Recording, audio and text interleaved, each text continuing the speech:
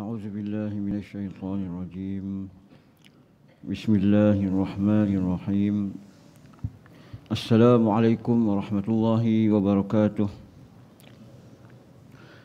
إن الحمد لله نحمده ونستعينه ونستغفره ونعوذ بالله من شرور أنفسنا وسيئات أعمالنا من يهده الله فلا مضل له ومن يضلل فلا هادي له أشهد أن لا إله إلا الله وأشهد أن محمدا عبده ورسوله بلغ رسالة وأدى الأمانة ونصح الأمة وجاهد في الله حق جهاده حتى أتاه اليقين قال رب اشرح لي صدري ويسر لي أمري واحلل عقدة من لساني يفقه قولي اللهم يسر ولا تعسر وتمم بخير amma ba'd. Yang saya hormati pengurusi surau, seterusnya barisan AJK, dan tidak lupa kepada tuan-tuan dan puan-puan yang dirahmati Allah sekalian. Pertama dan selamanya tuan-tuan dan puan-puan, marilah kita bersama-sama memanjatkan setinggi-tinggi kesyukuran kita kepada Allah Subhanahu wa taala kerana dengan rahmat dan limpah kurnia-Nya tuan-tuan dan puan-puan, Allah Subhanahu wa taala telah memilih tuan-tuan dan puan-puan semua untuk berada di dalam satu majlis, yang mana di dalam majlis ini malaikat sedang menghamparkan sayapnya di atas tuan-tuan kerana meredai tuan-tuan, meredai apa yang sedang tuan-tuan lakukan. Dan Allah Subhanahu wa taala sedang berbangga-bangga dan menyebut nama tuan-tuan di depan para malaikatnya kerana tuan-tuan dan puan-puan sedang berada dalam satu majlis yang sangat Allah suka orang buat perkara ini, iaitu tuan-tuan dan puan-puan sedang berada di dalam majlis ilmu tuan-tuan. Dan tuan-tuan dan puan-puan termasuk di dalam golongan orang-orang yang Allah menjanjikan barang siapa yang berjalan ke rumah-rumah Allah dalam kegelapan, Allah akan memberikan kepadanya cahaya yang terang benderang di akhirat nanti tuan-tuan. Jadi alhamdulillah, daripada ribuan orang yang berada di kawasan ini, hanyalah tuan-tuan dan puan-puan yang dipilih oleh Allah Subhanahu wa taala. Dan pada pagi ini tuan-tuan, kita bukanlah nak menceritakan tentang kelebihan-kelebihan Ramadan dan sebagainya, sebab saya yakin dah ramai ustaz-ustaz yang menceritakan tentang kelebihan-kelebihan Ramadan, kelebihan-kelebihan sedekah, kelebihan-kelebihan puasa. Cuma di sini tuan-tuan, saya nak mengajak tuan-tuan dan puan-puan untuk menjadikan Ramadan ini sebagai satu titik tolak untuk perubahan diri kita, yang mana Allah bagi Ramadan ini kepada kita sebagai satu hadiah, yang mana kita ni dalam kehidupan kita ni, sesuatu yang istimewa itu kita tak perasan, sesuatu nikmat yang kita dapat itu kita tak perasan, dan bila kita akan perasan nikmat itu dah hilang, apabila benda tu dah hilang barulah kita perasan kata itu adalah nikmat untuk kita. Dan Ramadan ini tuan-tuan, satu hadiah besar yang Allah bagi kepada kita untuk menyedarkan kita beberapa perkara ataupun banyak perkara lah. Di antaranya saya nak sebut di sini, Allah nak menyedarkan kita, yang mana ada di antara kita yang sebelum ini susah nak datang ke masjid ataupun surau. Tapi dengan adanya Ramadan ini, kita berasa mudah untuk kita datang ke masjid ataupun surau. Sebenarnya Allah mengingatkan kita, kalau orang yang berfikir, dia akan sedar, boleh je aku datang ke surau dan masjid. Kalau selain daripada bulan Ramadan, hanya beberapa orang sahaja, kalau kita tanya dia, maghrib masuk pukul berapa? Yang tahu maghrib masuk pukul berapa. Tapi bila masuknya bulan Ramadan, Allah nak sedarkan kita, kita mampu sebenarnya untuk jaga waktu solat. Bukan sahaja orang dewasa, kanak-kanak sama ada yang puasa ataupun yang tak puasa, semuanya akan tahu maghrib tu masuk pukul berapa. Saya cuba tanya, cuba tanya adik-adik yang kecil tu. Semua tahu maghrib masuk pukul berapa. Maksudnya apa? Allah nak sediakan kita boleh je jaga waktu solat kita. Kita boleh je jaga untuk solat awal waktu. Ni satu kesedaran yang Allah bagi untuk kita. Kemudian kita rasa macam malas nak buat solat sunat. Kita rasa macam malas nak baca Al-Quran. Tapi dengan datangnya Ramadan ini, Allah bagi dekat kita satu ibadah yang mana kita boleh buat sampai 20 rakaat. Allah nak menyediakan kita bahawasanya, oh, aku boleh sebenarnya buat solat sunat sampai banyak macam ni. Allah nak sediakan kita. Jadi tuan-tuan, dalam bulan Ramadan ini jugalah tuan-tuan, kita sedar bahawasanya kita boleh pergi ke rumah-rumah Allah. Kita boleh melangkah ke rumah-rumah Allah. Kita boleh solat sunat dengan banyak sekali. Ini semuanya tuan-tuan, kesedaran yang Allah nak tegur kita supaya kita rasa kita sebenarnya walaupun di luar daripada Ramadan, kita mampu buat benda ni. Dan kita nak jadikan, saya nak ajak tuan-tuan, kita menjadikan perubahan-perubahan yang kita dah buat sekarang ini, kita teruskan dalam bulan-bulan yang lain. Dan di antaranya yang saya nak sebutkan di sini, kebiasaan kita melangkah ke rumah-rumah Allah ini, seboleh-bolehnya tuan-tuan, kita jadikan kebiasaan yang akan kita teruskan walaupun di luar daripada bulan Ramadan, kerana Tuhan ataupun Allah, Tuhan yang pemilik kepada Ramadan itu juga adalah pemilik kepada Syawal dan juga bulan-bulan yang lain. Jadi kita ubah kita jadikan diri kita orang yang rajin ataupun biasa melangkah ke rumah-rumah Allah tuan-tuan. Selepas habis Ramadan pun kita jadi orang yang selalu melangkah masuk ke rumah-rumah Allah, ke masjid-masjid Allah. Sebab apa di antara kelebihannya tuan-tuan bila kita biasa pergi ke rumah Allah ni? Di antaranya satu hadis daripada Abu Hurairah, yang mana Nabi kata, man ghada ila masjid aw raha a'addallahu lahu fil jannati nuzulan kullama ghada aw raha. Maksudnya, sesiapa yang pergi dan balik dari rumah-rumah Allah ataupun masjid, maka Allah akan menyediakan baginya tempat di syurga setiap kali dia pergi dan balik. Kalau orang yang tak pergi solat di masjid, tak pergi solat di surau tuan-tuan, sangat-sangat rugi. Kita di sini, di dunia ni, kita tengok berapa ramai orang yang sanggup bekerja keras, sanggup berusaha bertahun-tahun, berpuluh-puluh tahun untuk dapatkan satu tempat yang dia boleh duduk dekat situ, satu penempatan ataupun kita katakan sebagai sebuah rumah. Ataupun orang yang kaya sikit, dia sanggup berpuluh-puluh tahun usaha untuk dapatkan satu istana untuk dia. Buat rumah-rumah mewah, rumah-rumah yang besar yang kita katakan sebagai istana lah untuk dia. Tapi Allah janji nak bagi dekat kita setiap kali pergi satu istana. Kita kata ni tempat ni ataupun penempatan di sini, tempat di syurga di sini, saya nak sebut istana. Saya nak sebut istana. Sebab apa tuan-tuan? Adakah kita bayangkan bila Allah nak bagi satu tempat untuk kita ni sama macam standard rumah kita? Adakah sama standard tempat yang Allah nak bagi kat kita ni sama dengan banglo-banglo mewah yang ada di dunia ni? Sudah pasti tidak, tuan-tuan. Maksudnya tempat yang kita boleh sifatkan di sini memang sangat layak kalau kita katakan sebagai istana untuk kita di syurga. Sekali kita pergi, Allah bagi satu istana untuk kita. Sekali kita balik, Allah bagi satu istana untuk kita. Tuan-tuan bayangkan, satu hari dah 10 biji istana Allah bagi untuk kita. Kalau orang yang tak pergi dan balik ke masjid, tuan-tuan, cuba bayangkan, satu hari 10 biji istana dia rugi. Kan? Sebulan, kan? 10 hari dah 100 biji. Sebulan dah 300 biji. Betul tak saya kira ni? Sehari 10 biji, 10 10 hari 100 biji, sebulan 300 biji. 300 biji istana yang Allah sediakan untuk kita setiap kali pergi dan balik ni, kita tak dapat. Cuba bayangkan rugi tak? Sangat-sangat rugi. Sangat-sangat rugi.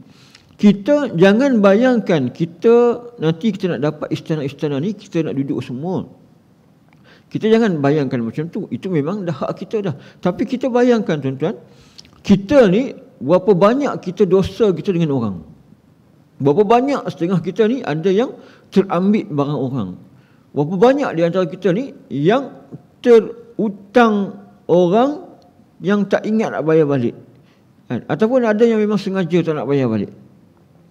Jadi semua ni tuan-tuan, kita akan dituntut.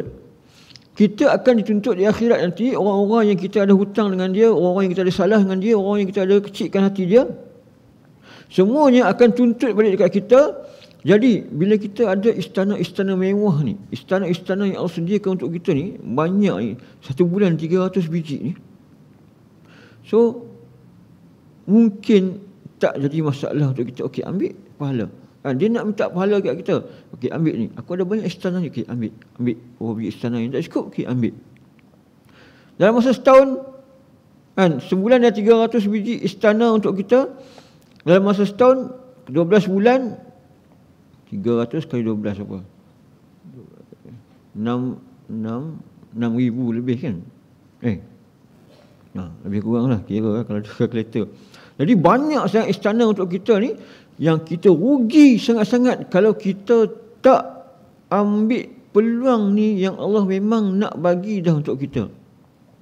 Jadi tuan-tuan, yang biasa langkah ke masjid ataupun surau dalam bulan Ramadan ni, tolong teruskan benda ni. Teruskan benda ni. Lagi satu tuan-tuan, saya nak tanya. Dalam majlis ni tuan-tuan yang ada kat sini, cuba angkat tangan. Saya minta, saya nak tengok. Cuba angkat tangan siapa yang ada dalam majlis ni yang dosa dia sikit. Cuba angkat tangan. Cuba angkat tangan. Ni adik-adik ni, kecil-kecil lagi. Dosa sikit. Tak ada yang dosa sikit. Adik-adik ni. Okey, tak apalah. Okey, cuba angkat tangan. Siapa yang rasa dosa dia banyak, dosa dia sangat banyak, cuba angkat tangan. Ada tak orang yang angkat tangan? Ada tak? Tak ada. Masya Allah. Masya Allah, tuan-tuan kat sini tak ada dosa langsung.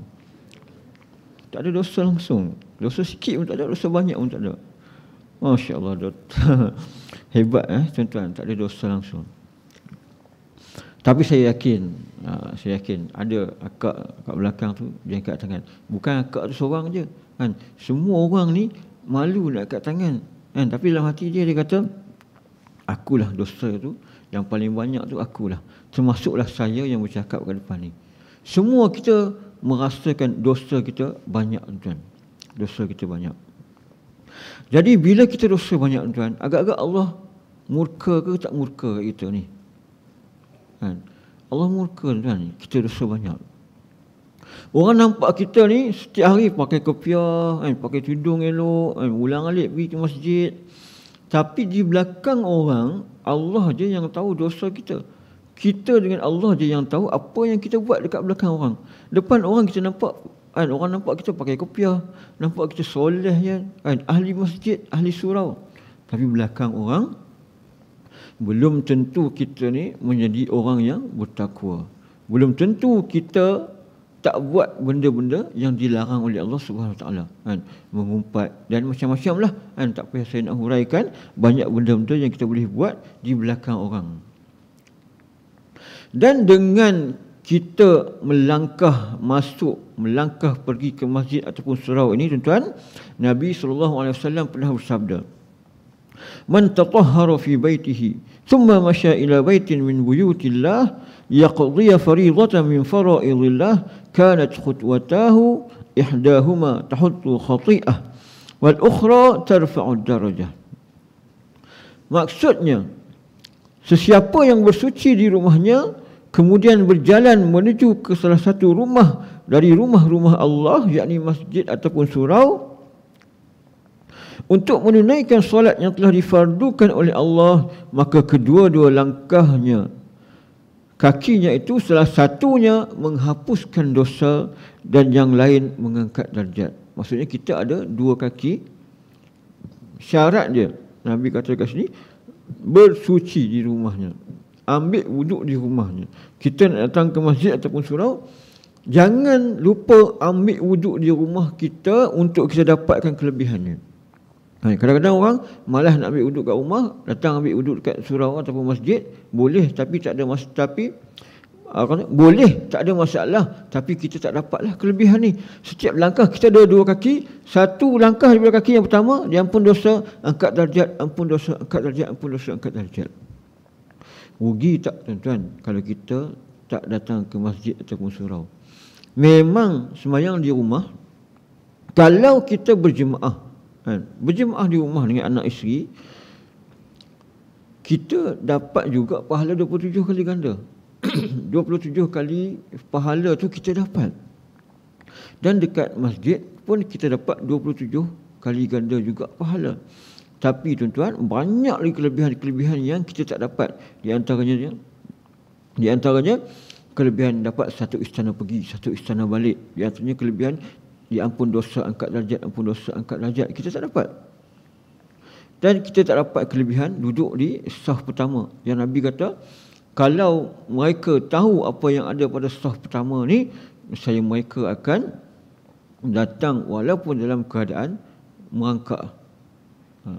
Dan kalau mereka perlu untuk buat undian, mereka akan buat undian. Mereka akan berebut-rebut untuk mendapatkan duduk saf pertama ni. Kita tak tahu.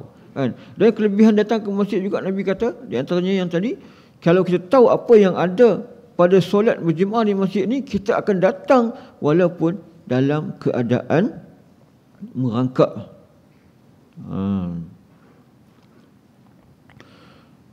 Nampak tak betapa besarnya, betapa ruginya kita yang tak datang ke masjid. Di antaranya lagi tuan-tuan dan puan-puan, bila kita datang ke masjid ataupun surau ini, kita akan jadi orang yang dekat dengan Allah. Cuba bayangkan kita orang yang selalu datang ziarah kita dengan orang yang tak pernah datang ziarah kita. Siapakah yang lebih dekat di hati kita? Kalau ada dua orang ni minta kat kita, kita akan cuba untuk bagi dekat orang yang selalu ziarah kita dulu, orang yang dekat dengan kita. Dan kita tuan-tuan, bila kita menjadi tetamu Allah, bila kita menjadi tetamu Allah di rumah-rumah Allah ini, sudah tentulah kita akan menjadi orang yang dekat dengan Allah. Dan kelebihannya tuan-tuan, kita akan insya-Allah doa kita mudah dikabulkan. Mudah dikabulkan. Jadi yang datang ke masjid atau surau ni, jangan sia-siakan peluang untuk berdoa kepada Allah. Yang jadi masalahnya tuan-tuan, ramai orang kata, Ustaz, saya dah doa banyak dah, tapi tak dapat apa pun, tak nampak apa hasil yang saya doakan ni. Tak makbul pun. Kadang-kadang tuan-tuan, kita baca doa, kita baca dalam bahasa Arab yang kadang-kadang kita tak tahu pun doa tu minta apa. Kita tak tahu pun doa tu minta apa. Jadi macam mana kita nak harap kata doa tu dikabulkan? Kita pergi jumpa orang, kita cakap satu bahasa yang orang tu pun tak tahu apa yang kita cakap, kemudian kita harap kata orang tu nak bagi apa yang kita minta. Memang taklah. Kita pun, kita minta, dalam keadaan kita sendiri pun tak tahu apa yang kita minta. Jadi apa yang kita nak harapkan? Di antara syaratnya tuan-tuan, kita kena minta dengan keadaan hati kita dan mulut kita selari dengan apa yang kita minta. Tuan-tuan cuba buat, tuan-tuan akan nampak kesannya.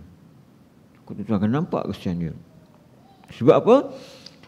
Nabi kata, innallaha la yaqbalu du'a min qalbin ghafil. Allah tidak akan menerima doa daripada hati yang lalai. Apa maksud hati yang lalai? Kita sebut tapi hati kita tak ke mana-mana. Kita baca Rabbana atina fid dunya hasanah wa fil akhirati hasanah wa qina azabannar. Kita pun tak tahu doa tu kata apa. Kita pun dalam masa yang sama duk fikir, sekejap lagi balik nak singgah kedai tadi, orang rumah suruh beli susu. Kedai tu buka lagi ke tak?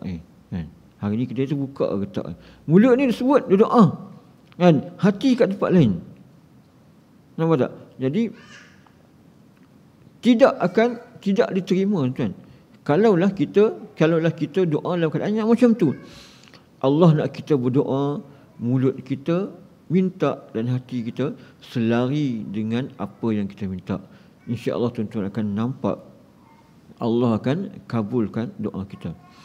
Dan sekiranya doa ni dia ada 3 keadaan dia. Dia ada 3 keadaan dia.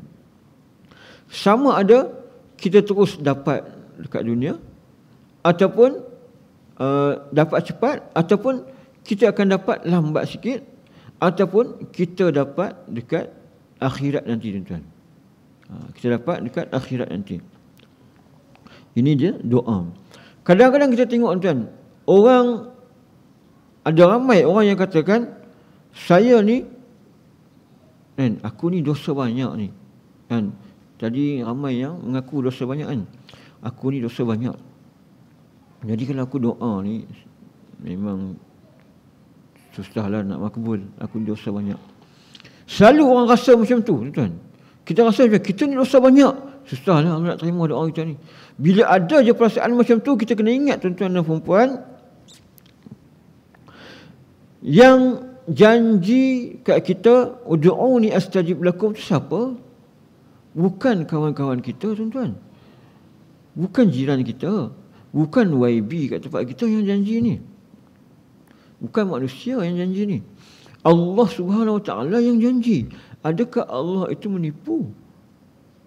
Allah tidak akan menipu tuan. Allah kata, ud'uni astajib lakum. Minta aku perkenankan. Minta aku perkenankan. Allah tak kata ud'uni sawfa astajib lakum. Minta aku akan perkenankan.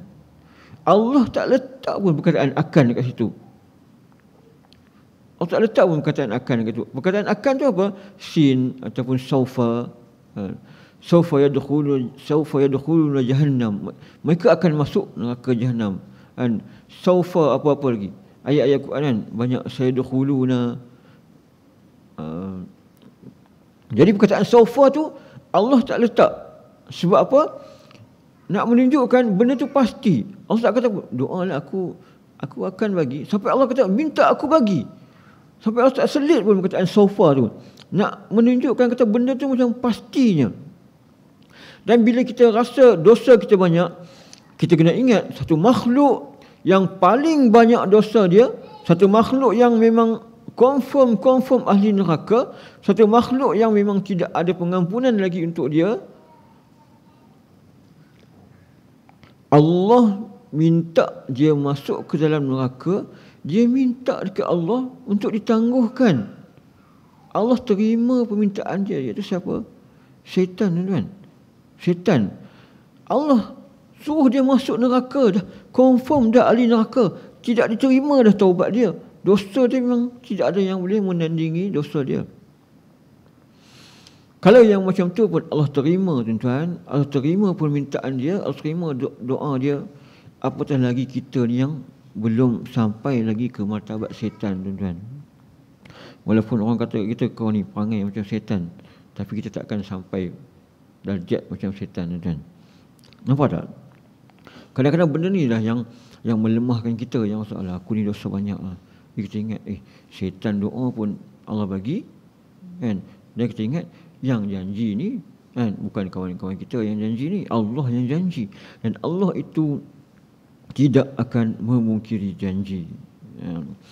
Dan bila kita tengok doa ni tuan, ramai orang boleh kata hampir 100% lah di kalangan kita ni yang minta, mesti minta nak jadi kayanya. Minta jadi kaya, minta nak duit banyak, minta nak rumah besar. Kan? Memang boleh kata hampir 100% orang minta nak jadi kaya, minta nak duit banyak. Tapi kita tengok tuan-tuan, kan? Tengok tak makbul pun. Kan? Duduk miskin-miskin je. Tak kaya-kaya pun. Kan? Sebenarnya tuan-tuan, bukan semua orang yang sesuai untuk jadi kaya, dan bukan semua orang yang bagus untuk dia menjadi kaya. Sebab apa? Sebab kebanyakannya orang yang kaya ni tempat dia bukan di syurga, tuan-tuan. Nabi kata, aku diperlihatkan ke dalam syurga. Aku diperlihatkan ke dalam syurga, kebanyakan ahlinya fuqara, orang-orang fakir miskin, tuan. Kebanyakan ahlinya adalah fakir miskin, orang-orang yang miskin yang ramai menjadi penghuni syurga. Kita nak masuk dalam golongan yang mana? Nak di golongan yang kaya ke, nak masuk dalam golongan orang yang miskin? So bila kita tengok Allah tak kabulkan pun permintaan kita nak jadi kaya, maksudnya Allah masih lagi nakkan kebaikan untuk kita. Allah masih lagi nakkan benda yang baik untuk kita. Dan kalau kita tak dapat di dunia ni, cepat ataupun lambat kita akan dapat di akhirat, tuan. Kita akan dapat di akhirat. Bahkan Nabi cerita di akhirat nanti, bila kita tengok kita punya doa kita yang tidak dimakbulkan di dunia, pada masa tu kita akan katakan, alangkah baiknya kalau semua doa yang aku minta di dunia dulu Allah tak kabulkan di dunia. Allah tak kabulkan di dunia. Kita rasa masa tu kita akan rasa macam lebih best lagi kalau Allah tangguhkan semua yang kita minta tu di akhirat. Sebab Allah akan tunjukkan kat kita, benda tu memang ada. Allah bagi, Allah tetap akan bagi, tetapi Allah bagi di akhirat. Sebab apa? Itulah yang terbaik untuk kita sebenarnya. Dan tuan-tuan cubalah. Tuan-tuan cubalah.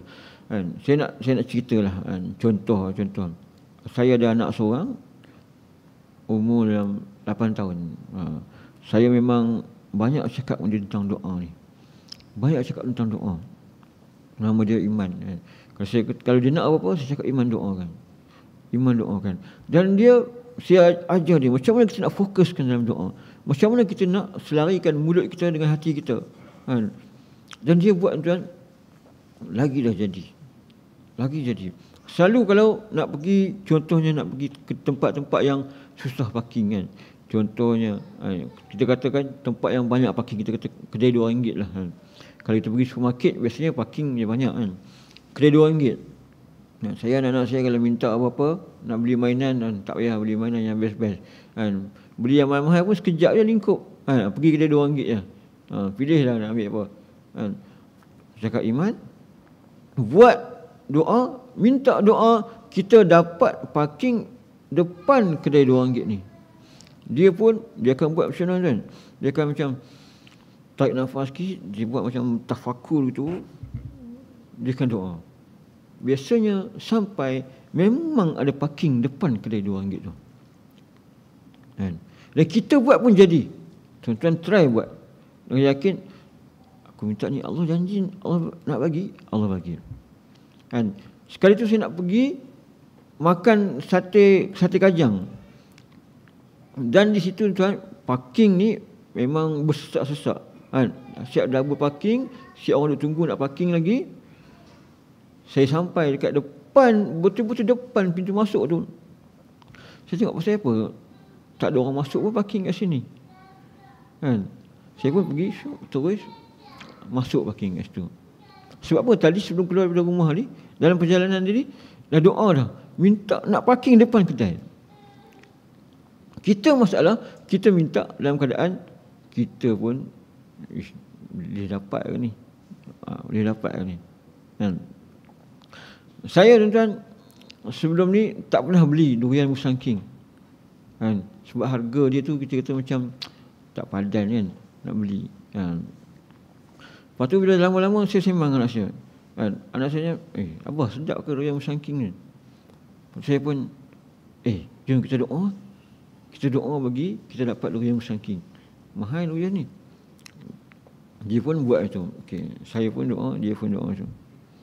Lepas tu, tuan-tuan, dapat satu bekas Musang King yang isi saja tak ada kulit lah. Jangan bayangkan. Anak saya makan sampai muntah. Sebab dia pahit sikit kan. Anak saya memang hantu durian. Biasa makan durian tak pernah muntah. Makan Musang King muntah. Makan sikit je tak nak. Dia kata pahit lah apa. Musang King. Lepas pada tu pergi beli durian lagi. Durian yang lungguk. Saya suka beli durian yang lungguk-lungguk. Sebab apa?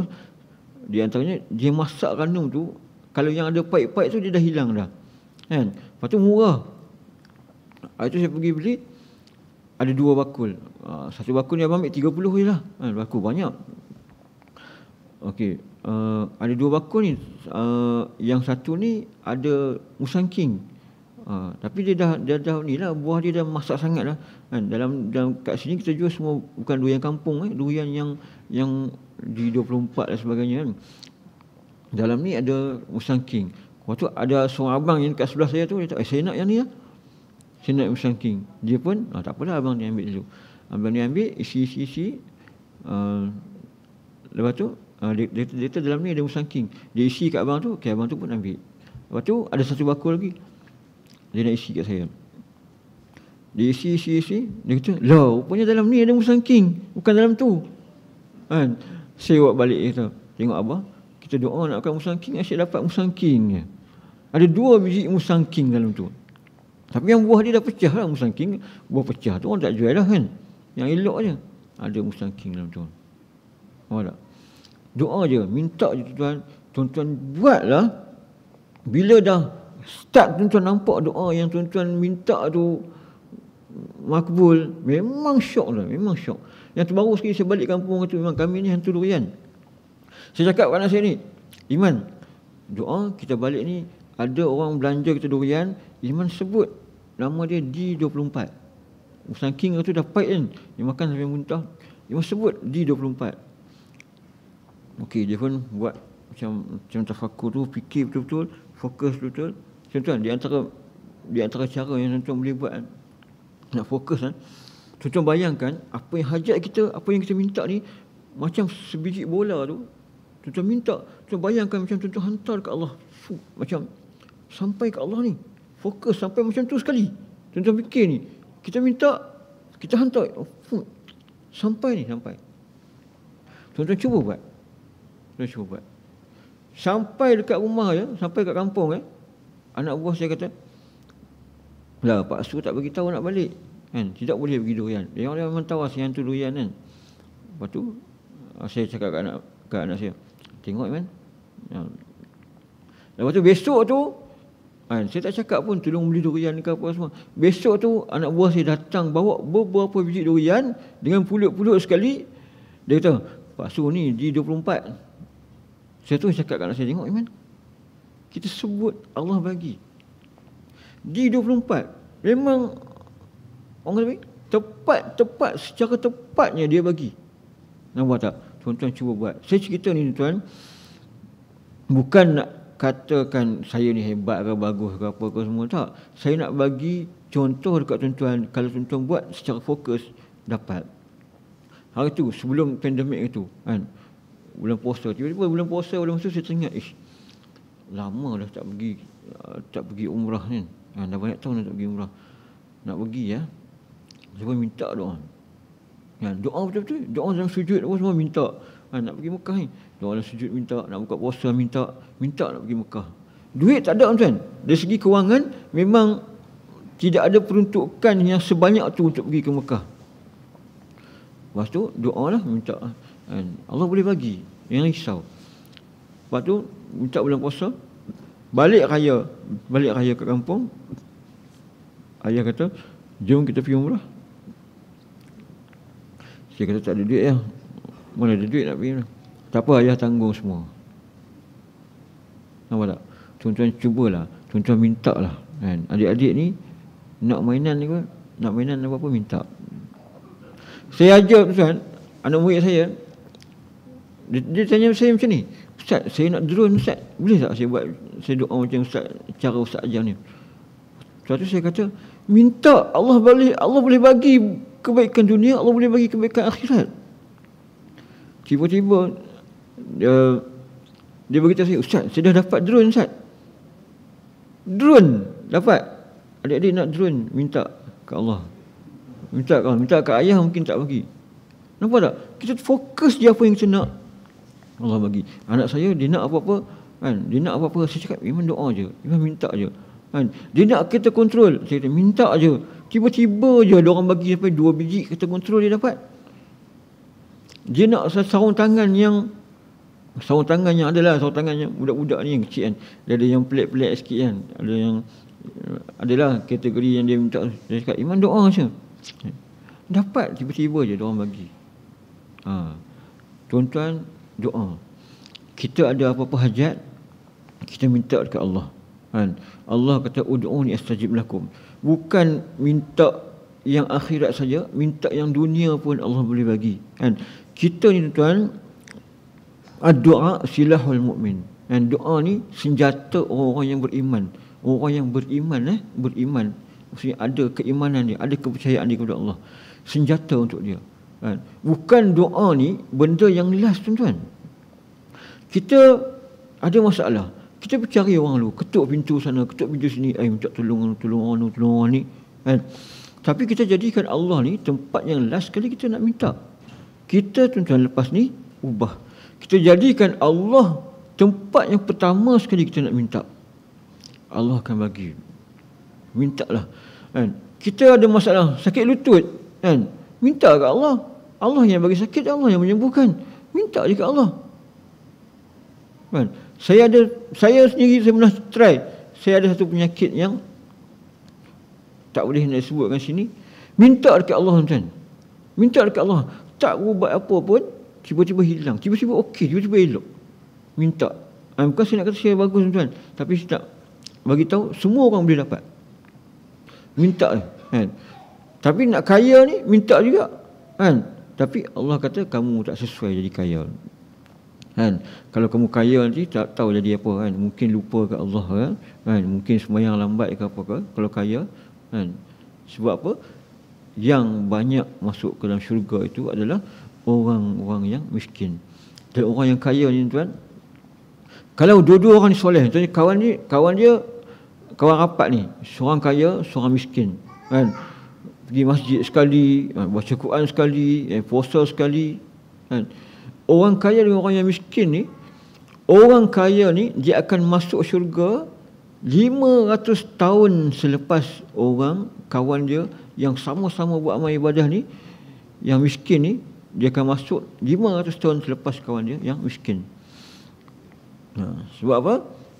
Dia akan banyak dia punya timbangan dia. Setiap sen duit dia akan dipersoalkan. Jadi dia akan masuk lambat.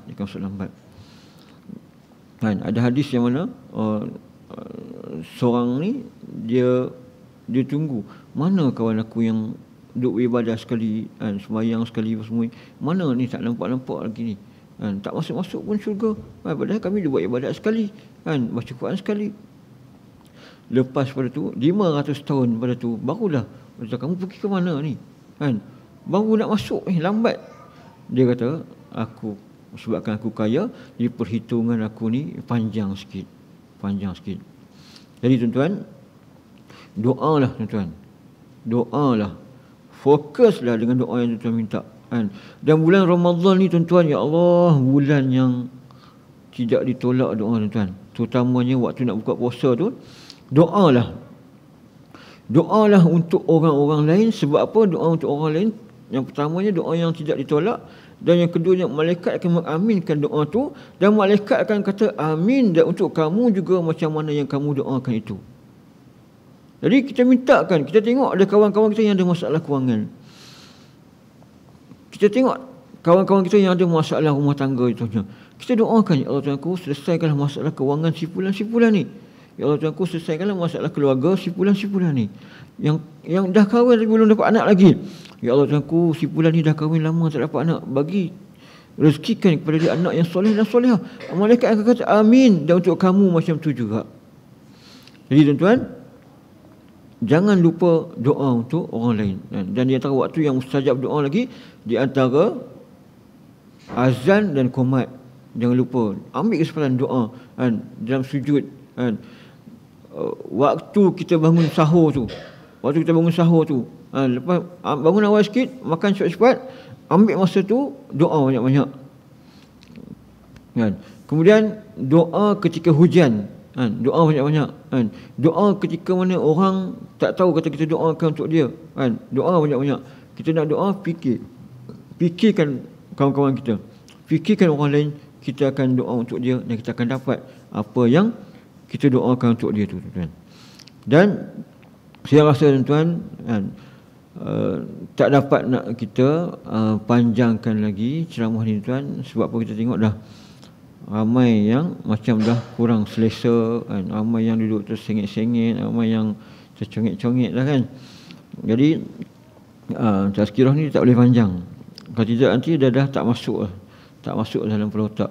Yang pentingnya saya harap tuan-tuan dan puan dapat poin ni pun, saya rasa insya-Allah boleh mengubah hidup tuan. Boleh ubah hidup ni. Kalau tuan-tuan dan start faham konsep doa ni, tuan-tuan boleh tengok ada perubahan. Nak pergi Mekah, doa. Bukan duit yang bawa kita pergi ke Mekah, tapi Allah yang panggil kita. Allah bukan panggil orang yang mampu, tetapi Allah memampukan orang yang layak. Kan? Berapa ramai jutawan-jutawan yang tak pernah pergi ke Mekah kan? Berapa ramai orang duduk banglo-banglo mewah ni tak pernah pergi ke Mekah pun. Nak pergi ke Mekah, minta. Walaupun kita kata pandemik lah, apa Covid dan sebagainya, kan? Berapa ramai yang dah sampai ke Mekah. Nak apa saja minta dekat Allah, nak akhirat minta dekat Allah, nak dunia minta dekat Allah. Dan jangan lupa tuan-tuan, jangan lupa untuk minta syurga Firdaus. Jangan lupa untuk minta syurga Firdaus tuan-tuan. Nabi kata fa iza sa'altum fas'alil firdaus. Bila kamu mintalah syurga Firdaus, kerana dia adalah yang paling tinggi dan paling tengah. Mungkin kedudukan syurga tu macam kubah lah kot kan. Kubah kot. Dia paling tinggi, dia paling tengah. Kita memang tak boleh nak bayangkan lah macam mana paling tinggi, paling tengahnya. Minta syurga Firdaus tuan-tuan. Sebab apa? Akhirat nanti kita boleh tuntut dekat Allah. Allah, kamu kata ud'uni astajib lakum. Minta aku bagi. Kat dunia dulu aku dah minta syurga Firdaus. Aku dah minta syurga Firdaus. Dan amalan kita tuan-tuan, amalan kita sudah tentunya tak layak untuk kita dapat syurga Firdaus ni. Amalan kita lah. Sebab apa, ada satu cerita ni, seorang hamba daripada golongan Bani Israel, dia ni beribadat kepada Allah 500 tahun. Hadis ni, dia beribadat kepada Allah 500 tahun. Kemudian di akhirat nanti Allah kata kat malaikat, masukkanlah dia ke dalam syurga dengan rahmatku. Dia kata apa? Dia kata, Allah, aku dah beribadat 500 tahun dah. Banyak aku buat ibadat. Masukkanlah aku dengan ibadat aku. Kemudian Allah kata kat malaikat, timbang nikmat mata sahaja. Mata sahaja yang Allah bagi, timbang nikmat mata ni dengan ibadah dia 500 tahun ni, mana yang lebih berat? Nikmat mata ni lebih berat daripada amal ibadah dia 500 tahun. Maka Allah kata, masukkanlah dia ke dalam neraka. Kemudian dia pun kata, okey, kita tak apa ya Allah. Masukkanlah aku dengan rahmat-Mu. Kemudian Allah kata, masukkanlah dia dengan rahmat aku. Kita ni, amal ibadah kita belum tentu menjamin kita, belum tentu cukup untuk bawa kita masuk dalam syurga tuan. Dan doa-doa inilah, permintaan-permintaan kita inilah yang mana kita boleh tuntut nanti. Allah, kamu kata minta aku bagi. Aku dah minta kat dunia dulu. Aku nak masuk syurga Firdaus. Dan sama ada mungkin Allah bimbing kita untuk buat benda-benda kebaikan ni sampai kita memang betul-betul layak, ataupun Allah akan masukkan kita dengan rahmat dia sebab kita minta dengan yakin. Kita minta dekat dunia ni tuan, saya bagi contoh-contoh tadi ni, Allah boleh bagi dekat akhirat nanti. Allah jugalah Tuhan yang sama yang boleh bagi dekat kita tuan. Jangan lupa minta syurga Firdaus. Minta sungguh-sungguhlah, dalam keadaan fokus, dalam keadaan hati kita selari dengan apa yang kita minta. Itu syarat utama dia. Hati dengan mulut selari. Fokus dengan apa yang kita nak. InsyaAllah tuan-tuan dapat. Kalau tak dapat dekat dunia, dapat dekat akhirat. Kalau nak dekat dunia, kata nak benda tu cepat, nak pakai semua kat dunia, minta lah kat dunia. Kalau ada sebarang masalah, sebarang hajat, kita ketuk pintu Allah dulu sebelum kita ketuk pintu-pintu makhluk. Kita mengadu dekat Allah dulu sebelum kita mengadu dekat makhluk-makhluk dia, tuan-tuan. Jadi tuan-tuan, Setakat itulah sahaja perkongsian kita untuk pagi ini. Saya minta ampun, minta maaf banyak-banyaklah kalau ada salah silap ataupun terkasar bahasa, tuan-tuan. Segala yang baik itu datangnya daripada Allah. Segala yang salah ataupun silap itu datang daripada kelemahan diri saya sendiri. Aqulu qawli hadza wa astaghfirullahal azim li wa lakum ولسائر المسلمين والمسلمات الأحياء منهم والأموات. أعوذ بالله من الشيطان الرجيم. بسم الله الرحمن الرحيم. الحمد لله رب العالمين. الصلاة والسلام على أشرف الأنبياء والمرسلين وعلى آله وصحبه أجمعين. اللهم علمنا ما ينفعنا وانفعنا ما علمتنا. Ya Allah, Tuhan kami, ajarkanlah kepada kami apa yang bermanfaat untuk kami, ya Allah, dan manfaatkanlah kepada kami apa yang telah Engkau ajarkan kepada kami, ya Allah. Ya Allah, Tuhan kami, bersihkanlah hati kami, ya Allah. Kuatkanlah keimanan kami, ya Allah. Bersihkanlah jiwa kami, ya Allah. Bersihkanlah harta kami, ya Allah. Cantikkanlah akhlak kami, ya Allah. Bersihkanlah anak-anak kami, ya Allah. اللهم ارزقنا الفردوس الأعلى من الجنة. اللهم ارزقنا الفردوس الأعلى من الجنة. اللهم ارزقنا الفردوس الأعلى من الجنة. Ya Allah, Tuhan kami, rezekikanlah kepada kami syurga Firdaus-Mu yang tertinggi, ya Allah. Rezekikanlah kepada kami syurga Firdaus-Mu yang tertinggi, ya Allah. Rezekikanlah kepada kami syurga Firdaus-Mu yang tertinggi, ya Allah. Rabbana atina fid dunya hasanah wa fil akhirati hasanah wa qina azabannar. وصلى الله على سيدنا محمد وعلى آله وصحبه وسلم والحمد لله رب العالمين. تقبل الله منكم.